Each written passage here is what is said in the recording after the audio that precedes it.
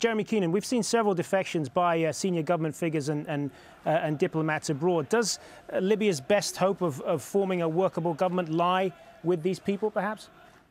Well, certainly there are a lot of very able people, as the previous speaker said. They are available and huge experience and a lot of skills. I have no doubt on that front at all. In fact, you know, not having institutions in place may even be an advantage, because in a lot of these countries, the institutions that are there are corrupt and inefficient. So actually not having them, i.e. starting with a vacuum, may in fact lead to far more positive results and much quicker outcomes than actually having some vestigial institutions left in place. So, I mean, the other question is how many of these key people are still around Gaddafi? I mean, the strength, the key question to me is, what is the strength of the support that is still around him? This is the unknown factor, and is it being reinforced by external forces, either in the region or from further afield? Until we have better knowledge of that, I think, you know, it's going to be difficult to see how quickly one can progress through the next stage, and that is the stage of getting rid of him altogether. Ahmed Attega, do you think the international community should do more to step up here? I think the international community should step up its efforts to first and foremost stop the bloodshed that's happening in Libya on the hands of this regime. I think the reaction of the international community so far has not been up to that task, and I hope that they will take much more decisive measures, including in the Security Council and other forums, to put an end to the bloodshed and to the massacre that the Libyan people have been going through. After that, I think the Libyan people, from all their facets and inside and outside Libya, will rise up to the challenge of leading their country to a much better future. And as I mentioned, and the other colleagues have mentioned, the elements of putting a political structure together should be in place. The challenge, however, is to have a coherent framework and a coherent strategy to put it in place as quickly as possible. Ibrahim Saad, what would you like to see the international community do more in this situation? Do you think they've done enough? Well, it didn't do enough. It was late in its reactions. We're looking forward for the Security Council meeting today to make sure that elements of solution there. One is to protect the civilians, and there are several ways to do that. One of them is no-fly zone, and that should be done as soon as possible and very quickly to prevent Gaddafi from using his air force and preventing Gaddafi from getting planes full with mercenaries from abroad. This is number one. And number two, the assets of Gaddafi family and his subordinate should be frozen immediately. That will not allow them to use these assets to fight the Libyan people. Now, we should have other element, which is to make those people who still are around Gaddafi start think twice of the wisdom to continue. There is no wisdom at all, but at least just to give them the direction that they should defect as soon as possible, and that by declaring that what's taking place in Libya is crimes against humanity, and everyone taking part of that crime should be stand trial for that.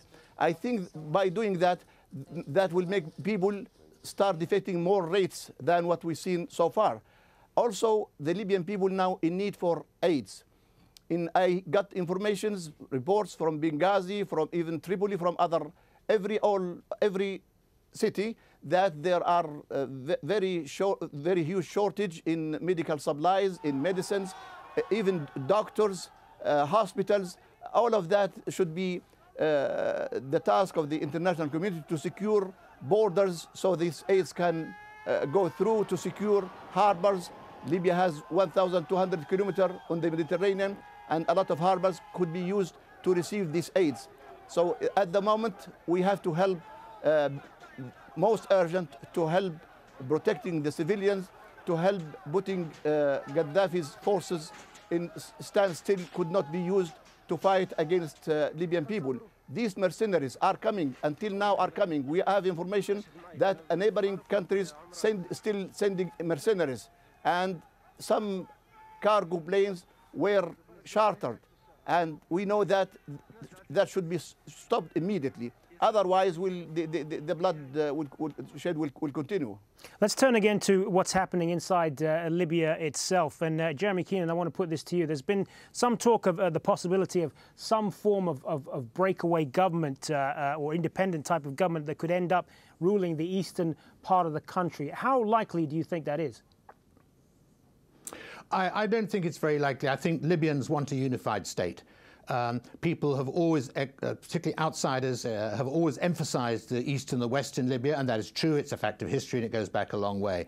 But I think the experience that the Libyan people are going through at the moment is such that there's a tremendous force for unification in Italy, not in Italy, in Libya. And I don't really see Libyans themselves wanting to see that happen. But the government, sorry to interrupt, the government that replaces Gaddafi in Tripoli and the west of the country would surely have to be one that is agreeable with people in the east, given the historical differences between them. I think those differences are easily overcome. They're differences of history, they're differences in the past, and I think the present experience that people are going through is a huge unifying factor and a very positive factor, in a sense, in leading to that sort of unification of the country. And I'm very positive on that issue, I hope anyhow. Ahmed Atiga, what kind of implications would there be of a collapsed state in Libya for Europe? I mean, you were talking about oil supplies, illegal immigration is a major fear for Europeans, particularly in Libya. Well, let's hope that this Libya will not be a collapsed state going forward after the removal of this regime. I think we have been talking about the elements that ought to be in place to avoid such circumstances from happening.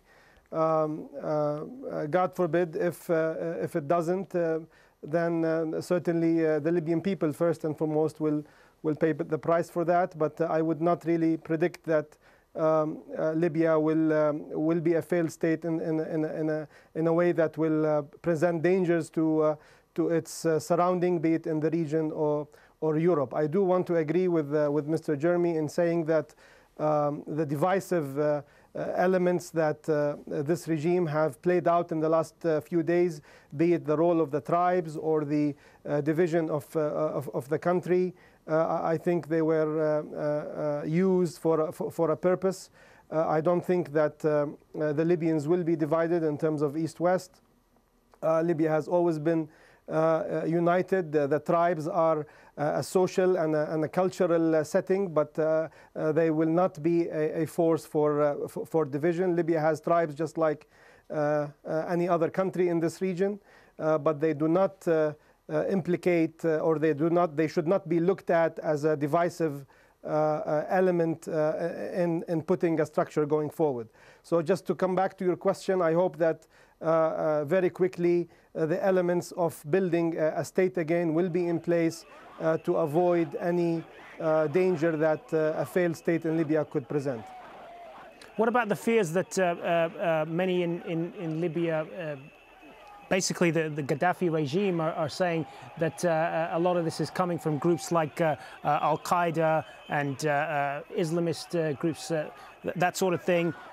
Is that, I mean, if that's, no, I think is there any truth to that? This was another, of course not. This was an element also that the regime has been using in the last few days to basically provoke fear, be it inside the country or outside. One should not look at a solution as to be either a radical Islamist or another form that is closer to the West.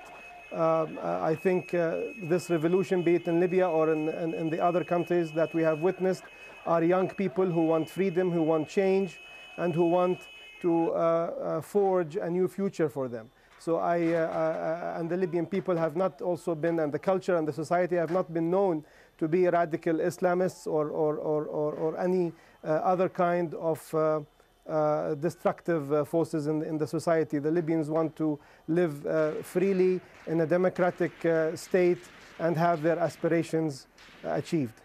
Jeremy Keenan, I just want to turn back to something that you touched on earlier in the program when you referred to Algerian elements possibly being involved in all of this. How much of a destabilizing influence could that be if that's true?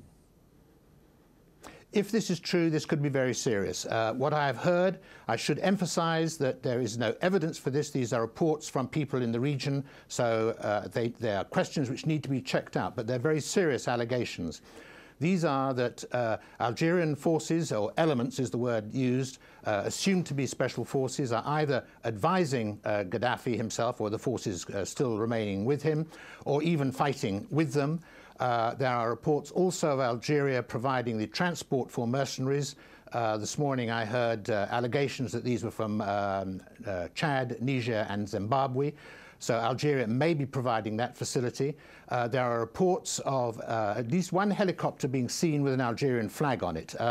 Could be Algerian TV or something, but this needs to be checked out very carefully. And also there is evidence of Algerian diplomats, particularly in Europe, trying to put pressure on the EU not to bring strong measures against Libya. So if we do find there is evidence of the Algerian regime operating in this way, which is highly possible, it's certainly logical in terms of Algeria, the Algerian regime's own interests, this is extremely serious. And this is, these are questions, at the moment I emphasize their allegations, but they do need to be examined and evidence needs to be sought and proven or disproven one way or the other. Because if it's true, it is going to be very serious, not just for Libya, but actually for the wider region as well. Let's put that to Ibrahim Saad in Washington. Are you concerned about possible outside influences like this? I am concerned. We got information that yesterday there were 3 planes left in Jamina airport toward Libya, and those 3 planes carrying on them mercenaries. We have information also, and also as your previous guest have just said, that we have to prove this, but we got information that one of the subordinates of President Deby, his ex-Minister of Defense, taking part in this operation. We got information about some planes has been provided by neighboring country. All this information is very, very